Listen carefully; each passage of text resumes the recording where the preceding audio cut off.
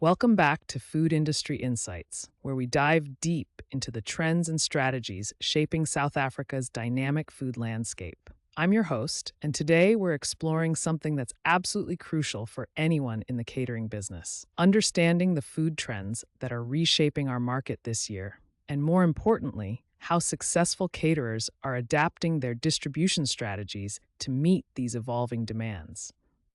You know, when I talk to caterers across South Africa, from Cape Town to Johannesburg, the conversation inevitably turns to one thing: how dramatically the market has shifted in just the past 12 months.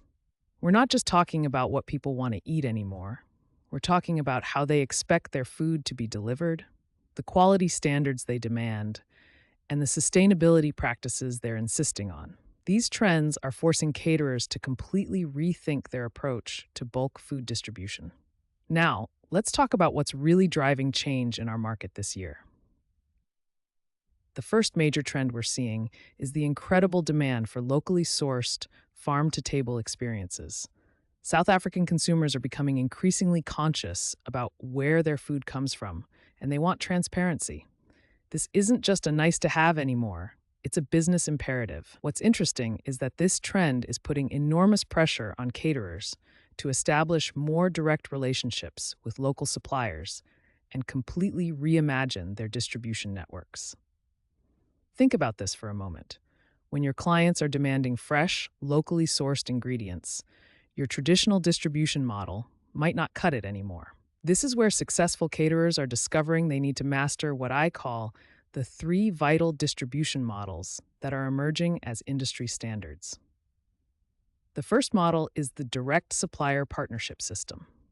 This involves building close relationships with local farms and producers, often requiring caterers to coordinate multiple smaller deliveries rather than relying on large wholesale distributors. The challenge here is maintaining those strict temperature controls we all know are non-negotiable in food service, but across multiple supply chains. The most successful caterers I've spoken with are investing in better tracking systems and establishing clear protocols with each supplier. Here's the key point, though. This model isn't just about meeting the local sourcing trend. It's actually proving to be more cost-effective in many cases, and it's giving caterers a competitive edge in terms of freshness and quality that clients are willing to pay premium prices for. The second distribution model that's gaining traction is the hybrid wholesale approach. This combines traditional bulk purchasing for staple items with selective direct sourcing for specialty and fresh ingredients. What makes this system uniquely effective is its flexibility. Caterers can maintain cost efficiency for high-volume items while still offering those trendy, locally sourced options that clients are demanding. Consider this. Many successful caterers are using this hybrid approach to navigate another major trend we're seeing: the rise of specialized dietary requirements.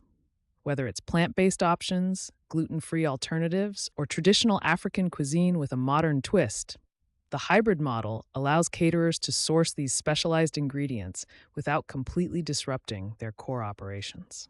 Now, the third model is perhaps the most innovative, and it's something uniquely suited to the South African market.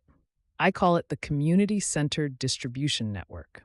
This involves caterers partnering with other food service businesses in their region to share distribution costs and resources.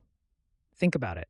Instead of each caterer making separate trips to suppliers, they're coordinating bulk purchases and sharing delivery costs. What's fascinating about this model is how it's addressing one of the biggest challenges in our industry right now: rising fuel and transportation costs. But more than that, it's enabling smaller caterers to access the same quality ingredients and supplier relationships that were previously only available to larger operations. The temperature control aspect I mentioned earlier becomes especially critical in this community model. Successful caterers are implementing shared cold storage facilities and coordinated delivery schedules that maintain the cold chain integrity that's absolutely essential for food safety. Here's what I find most compelling about these trends and distribution strategies. They're not just responding to current market demands. They're actually positioning caterers to be more resilient and adaptable for whatever comes next. The caterers who are investing in these systems now are building competitive advantages that will serve them well beyond this year. The bottom line is this: the South African food market is becoming more sophisticated, more demanding, and more opportunity rich than ever before. But success isn't just about recognizing these trends. It's about having the distribution infrastructure to capitalize on them. Whether you're a seasoned caterer looking to adapt your operations or someone considering entering this exciting industry, understanding these distribution models and the trends driving them is absolutely essential for success in today's market. If you want to dive deeper into these strategies and learn how other caterers in your region are implementing these approaches, I encourage you to visit our website, where we have detailed case studies and practical implementation guides.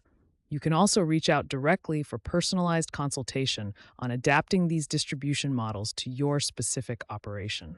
Until next time, keep innovating, keep adapting, and remember, in the food industry, the only constant is change.